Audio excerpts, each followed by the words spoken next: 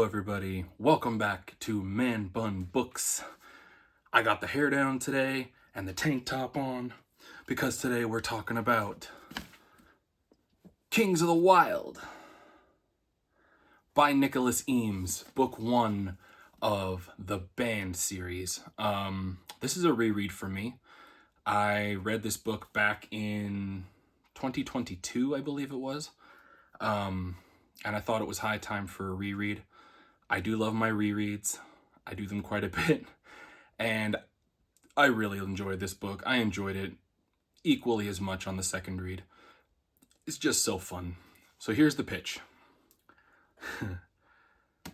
Mercenary bands in a fantasy world based on 70s rock bands. Quite the pitch. Hence the hair and everything today. This book is super fun, very funny, does not take itself too seriously at all. It's got a lot of heart. You meet this man on the front with the big shield. Clay Cooper is the main character of this story. He is the...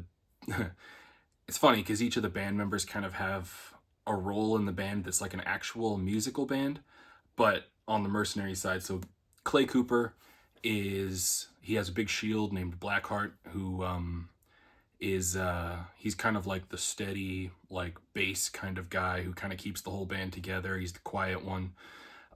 You have Moog, Arcandius Moog, the wizard. It's kind of like a synthesizer. He has a whole bunch of everything, and he's really funny character.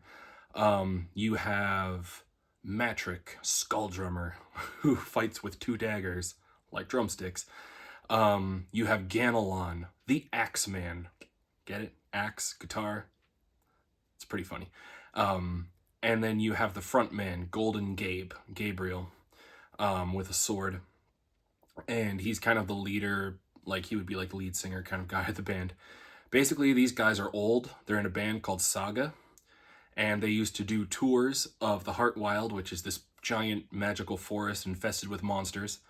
And they used to go around killing things and getting glory and clearing out, helping villages, all this stuff. Now they're old. Clay Cooper has a wife and a daughter. Gabriel has a daughter. A bunch of the band are scattered other places doing other things.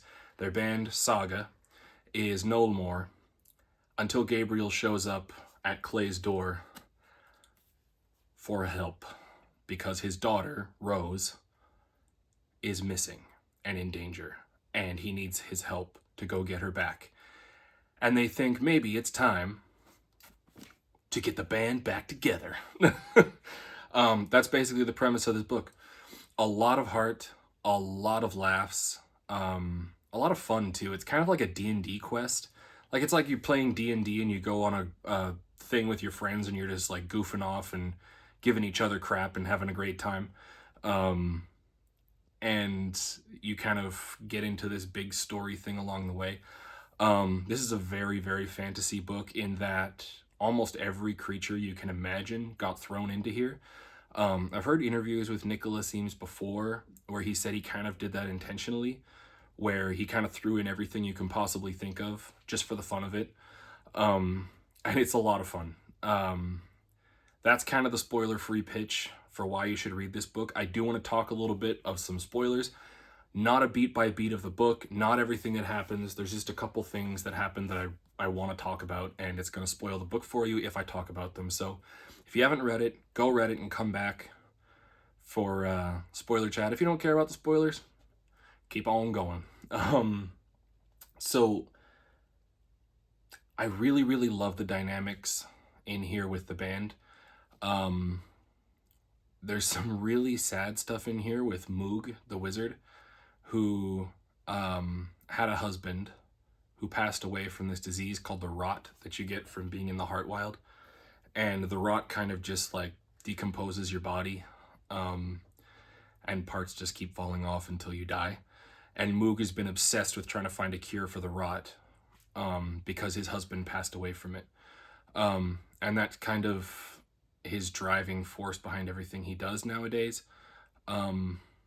he does find a cure eventually, and I love that he's just obsessed with owl bears. He's like, owl bears, they're a thing, they're real. Everyone's like, you're crazy, they're not real. And then he finds an owl bear and takes its cubs, and he has like these pet owl bears now. It's super cute. I really like the music references in here. Like I said, it's based on bands from like the 70s and stuff. There's like Beatles references, Eagles references, Neil Young, there is Eric Clapton. There's even references to Elvis in this book. Like, there's so many musical references. It's off the charts. It's so funny and so well done. Mr. Eames is a master at the humor in this one. I really enjoy, there's a part in the book where they go to this camp of cannibals in the Wyld, and they meet this Etten. It's like a giant with two heads, kind of, and the two heads have two distinct personalities, and they're brothers named Gregor and Dane. Dane is horribly disfigured and can't see. He's blind. And Gregor, his brother, describes the world around them to his brother as they're going around doing stuff. So they'll be like walking in a forest where there's terrible things around to eat them. It's smelly, it's muddy, it's disgusting. And Gregor will be like, Dane, oh, you should see it. The path, glittering with gemstones. Oh, look at this over here.